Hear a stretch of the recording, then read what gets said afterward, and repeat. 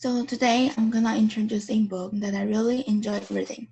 It is Neurology for Teenagers called 청소년을 위한 뇌과학 in Korean. I think most of you guys can read this book interestingly because though it's about neurology, it explains with stories in our daily lives. Among the chapters or stories I have read, the most interesting one was this for me. So I'm going to talk about the first step toward the world, which is the development of a baby's brain. Firstly, I explain the birth of brain. For second, brain adaptation. For the last, the learning of brain. For the first, how our neuron cells and synapses are made. Let's suppose this newborn baby's name is Sarah. When Sarah burst into tears for the first time, 100 billion neuron cells were running busily in her tiny brain. In the future, Sarah's brain may be able to compose beautiful music that will moisten many people's minds. Of course, it is more likely that she will be playing computer games and will move her fingers in a flash depending on the image her eyes accept. To count the 100 billion nerve cells one by one, it could have been finished by this morning if it had started at the end of the last ice age. Surprisingly, Sarah was only a cell. The cells slowly divide to produce more and more cells, and fertilized eggs, after about 18 days, form a nerve plate, nerve function, and neural tube one after another. But nerve cells have limits of splitting, and they find where they are needed, then grow up there. That's why humans stop growing when they become an adult. Neural cells differ from other cells in their composition. There's a nucleus and thousands of dendrites, and a long axon which is covered with myelin sheet. Myelin sheet acts like sheets of wire, enabling rapid transmission of electrical stimulation. This composition has really close relationship with brain adaptation. The part that the axon meets the dendrites of other nerve cell is called synapses, and information transports through the synapses. Each neuron cell has 10,000 synapses, so an adult has 100 to 1,000 trillion synapses. These synapses survive the process of cutting out redundant synapses, allowing them to demonstrate their best abilities. Synapses develop depends on influences from surrounding environments.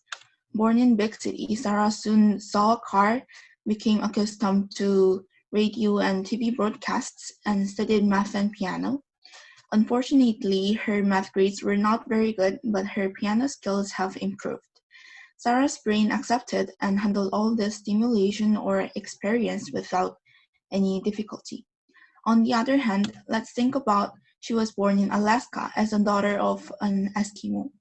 Even if she has a same brain, the surrounding environment is totally different.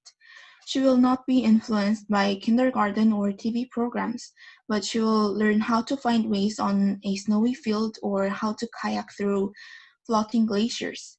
Again, her brain will feel no problem doing those things. The brain accepts lots of information indiscriminately, and among them, the frequently encountering information is more concentrated than others. Therefore, in a big city, Sarah's brain developed a synapse that allowed her fingers to dance on the piano. In contrast, Alaska-born Eskimo Sarah's brain may have developed synapses that allow her to drive kayaks freely. For these examples, we can know that brain is completely different with a computer, since brain depends on certain experience, unlike computers don't change at all. For instance, blind people who are proficient at reading Braille have much wider processing of tactile information received by the tip of their fingers than others.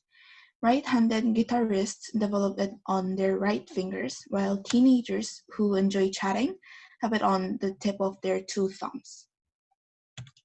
Not only behavior, but also human relationships affect the brain. When Sarah was born, the part dealing with emotions was also in place in the brain, though it was not yet complete. From the first day in the world, the baby grew up with various relationships with others. Her mother's hug, her father's friendly voice gave her friendliness, warmth, and the feeling of being loved. What emotions are exchanged through a relationship is very important because it determines who the baby will become in the future, especially the experience of the first few years when the brain undergoes unusually many changes is very important. Then how does the brain learn?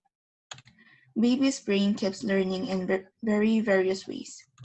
For the first, by connecting nerve cells to each other and making myelin sheath, the brain learns how to move the body freely. Animals are really good at this process as much as they can even run right after they were born. However, it also means that humans have so many potentials. For example, humans invented vehicles to run as fast as horses, and humans could figure out how to fly in the sky when they looked at birds. Human is not an expert of running, flying, or hunting, but they are experts of thinking and adapting. Second, babies start to speak 10 to 15 months after they were born. It just seems like a computer constructs new programs by itself. It is not predetermined in the brain what language the baby will learn and speak in the future, so babies with immature brains learn languages much faster than adults. Babies' behaviors can be practiced also by reflex motions. The reflex motions, such as breathing and sucking something on their lips, are involuntary and immediate body reactions. These motions are helpful to train the brain to perform conscious movements like controlling their hands or mouth. Furthermore, babies learn dangerous things through pain, like Sarah became cautious to use a stove after she burned her hands. This is because the pain signal constantly sent very unpleasant feeling to her brain. Lastly, from the age of 1 or 2, the baby's nerve cells develop by reading others' thoughts or observing their behavior. For instance, when Sarah's dad picks up a toy in a box, her nerve cells in the part that is responsible for arm movement were active. To conclude, 1 to 2 years old babies learn how to control own body and to read others' thoughts. In 3 to 4, they realize that they are an independent species and know what is the meaning of I. 4 to 5 years old babies start to think what they want. The first rebellious period of life comes at this age. In the age of 5 to 6, playing is just like learning for them. While building a castle with Lego blocks and imagining to save a princess in the castle, Sarah learned the concept of three-dimensional space, how to build strong walls with Lego blocks to concentrate on one thing and to imagine things or situations that do not exist in real. As you can see from my presentation, everyone learns to the day of one step. And I hope you to maximize your mysterious and amazing brain during your life. Thank you.